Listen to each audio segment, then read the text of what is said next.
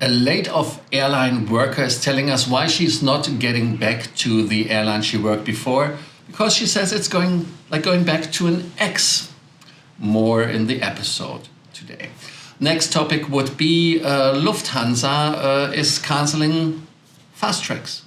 Actually, the airports are canceling fast tracks in Germany, left, right, and center. Makes no sense in my opinion.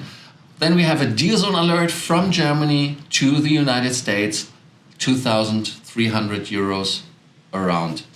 Then we do have a topic, which airports are the worst airports and which are the best airports in Europe when it comes to on-time performance.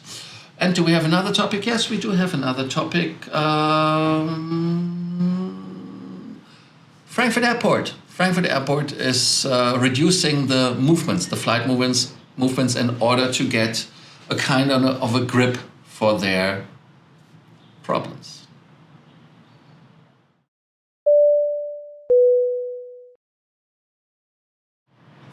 My name is Lars. I'm here to bring you more miles, more points, and more status. Like always, in every episode, I ask you to support the channel, to bring us to the front like a rocket. And please leave us a like, please leave us a comment, and of course, subscribe, and leave us the notification button that you get a notification when we are online again with more miles, more points, and more status. The first topic is the topic of a former airline employee or worker.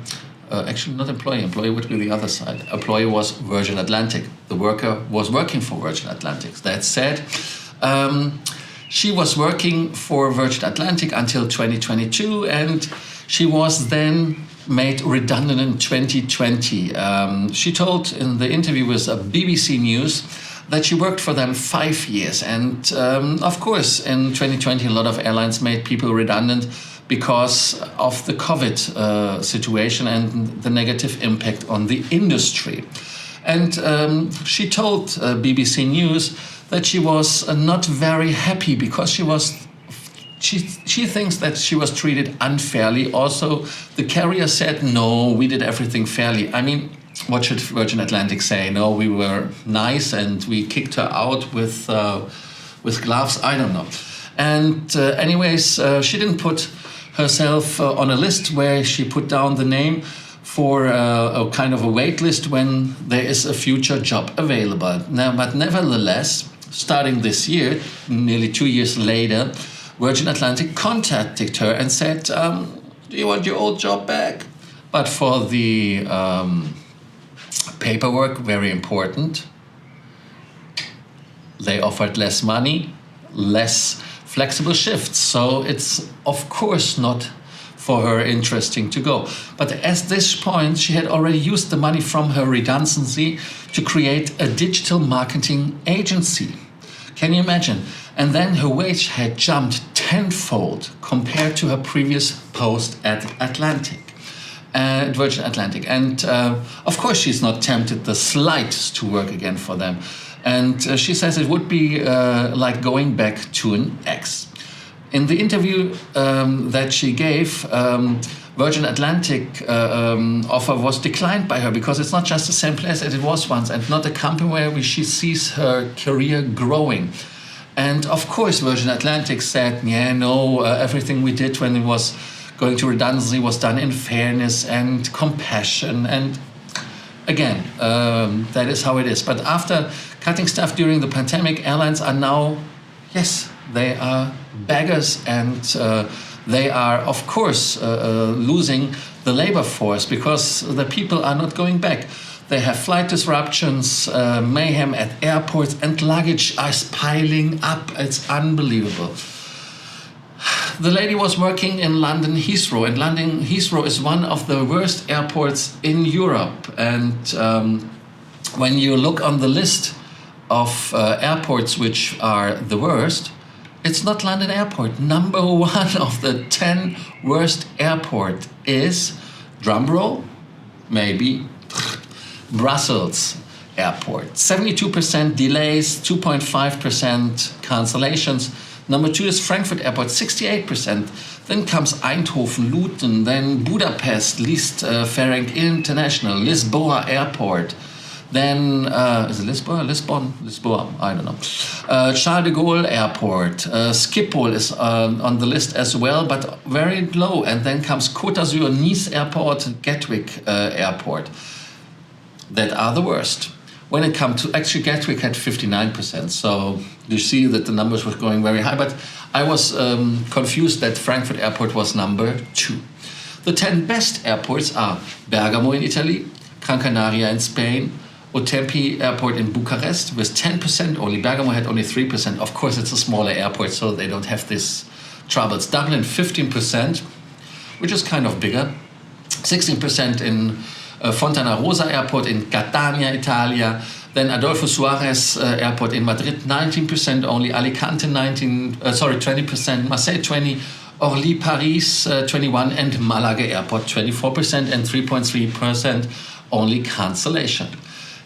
There are smaller airports, of course, and certainly for them it's easier to bring the business up to speed like it used to be. What is your opinion? Have you been flying to one of those airports I mentioned, or 3 airports, 4 airports, or all of them? Have you been there after the pandemic or before the pandemic? Comment down there. The pandemic was one problem, then came the Ukraine war, and when the Ukraine war came, we had trouble for flights to Russia. And as Russian airlines are not allowed to receive aircrafts or any other parts anymore, Airbus was having a problem because they had 6 A350 aircraft which were supposed to go to Aeroflot. They got rid of them because Turkish Airlines took them.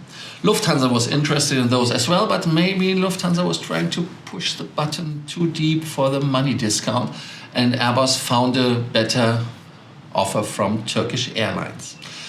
Anyways, the first 2 of aircraft of this lot have been given or handed over to Turkish Airlines.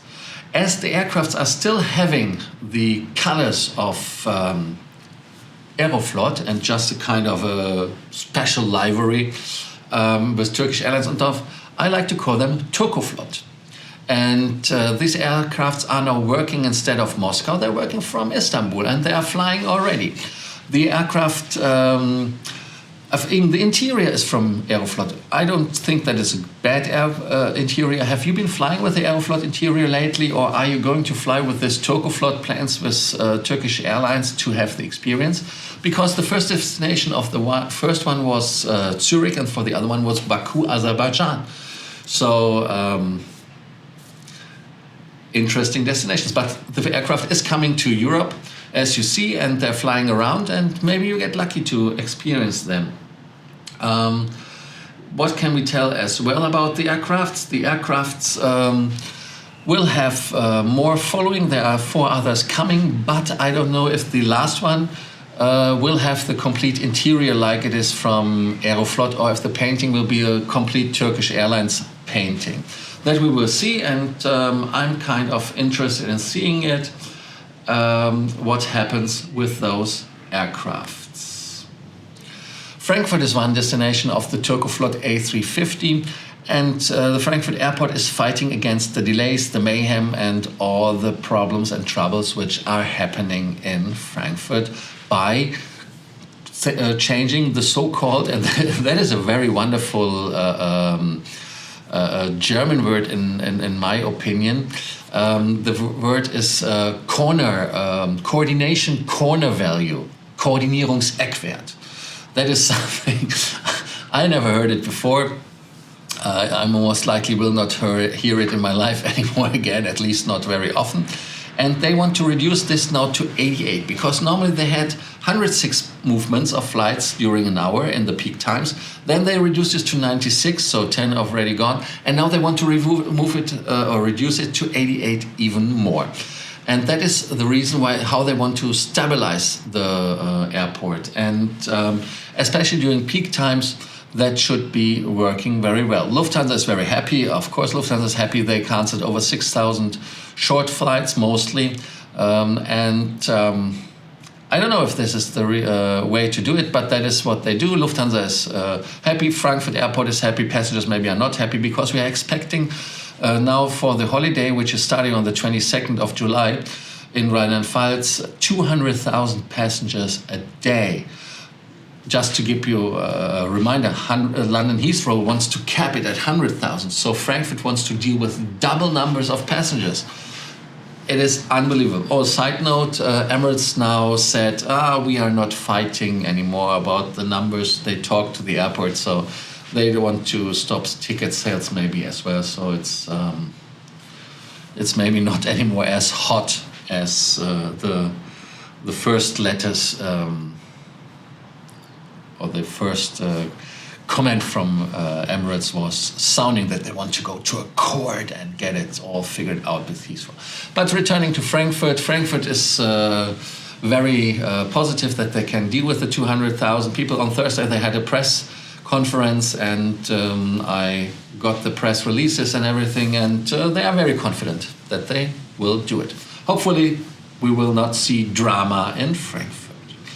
But we will see drama at airports because of the fast lanes. Fast lanes are there, in my opinion, not only to give people privileges, they are there for people who are regularly flying a chance to get faster through, because normally people in the fast lanes know what they do. They put the things in the bins, then it goes through the scanner, get for checkup. They know how it works, and that is one benefit of it, that they know what they do, and so they are privileged to do it. But now the airport said, no, sorry, fast lane not available. We have to close it due to staff shortage, and they have to reduce their business to their main business. But what is your main business? Your main business is to check people, to provide security. And in my opinion, when you see the fast lanes, Berlin is a little bit an exception, because just in the middle, it was supposed to be the family check-in. In the beginning, now it's the fast lane. When you have an airport, you have 5 lanes for security. Yeah, the people queuing up, and you have 1 fast lane. So let's see, 4 is for normal, 1 is for the fast lane. Then the people are coming, everybody. These 4 have to wait a little bit longer maybe than in the fast track. But what happens if the fast track is empty? People from the other 4 lanes go to the fast track. So every time there is something happening, there's always flowing the traffic through. In my opinion, where is the problem? What does it have to do with the main reason of business? I don't see the reason to close the fast lane because you have a staff shortage. I mean, to be honest, you make money with it. I think you charge airlines even more for fast lane. And can somebody explain it to me? Maybe I'm too stupid. Maybe I'm somehow ignorant. But in my opinion, to close the fast lane just because you want to concentrate on your main business, very short-sighted, in my opinion. And for that reason, I have to tell you people, sorry. It's not cutting it for me. That is just because you want to pretend that you do something, but you are not doing anything. As we always want to finish the show on a positive side, I have for you again a deal zone deal. That would be a flight with Lufthansa. No, it's not with Lufthansa, it's with British Airways, because it's Frankfurt. Yeah, very interesting. So from Frankfurt with British Airways to New York, 2,300 euros. Interestingly, there are some restrictions when it comes to Christmas travel times and then holiday times over Easter, and so that would be a restriction. Otherwise, it's a booking class A and J. Price starts at 2,300 euros. No daytime restrictions except the restrictions around Christmas, New Year, and so on. And this offer is even valid until far into the next year. It's no sales and date end. The only difference, or actually everything what you have to keep in mind, that is what I want to say, 180 days to book in advance until the first Sunday after arrival, a turnaround. That is the first time you can return. That's the minimum stay, maximum stay 12 months. One stopover, for example, in London cost you 150. You can on both stops, difficult today to say it. You can have stopovers, and one stopover is permitted in each direction. That is the correct thing. For London, 150 euros. Ticket is not refundable, and changes are permitted for reissue and revalidation. If you are collecting miles and points and status, that is very important for you as well. If you're collecting miles with British Airways or Iberia, then you get 19,714. If you are more in the business with Finnair, then you get 18,420. Qatar Airways brings you 11,445 miles. And just as a warning, Royal Air Maroc gives you only 711 miles and 0 miles with Qantas. For all who are collecting with those two, a fair warning. I just checked it with where to credit. Of course, make your own due diligence, but the fare, in my opinion, is really great. 2,300 for a first class flight. Okay, I know that now people say, oh, British Airways first class is... No, hey. Anyways, thank you for watching Frequent Traveler TV Takeoff in today's episode. And remember to subscribe, notification button, comment, and leave us a like. And looking forward to see you tomorrow for the next episode of Frequent Traveler TV Takeoff. Thank you for watching. Bye.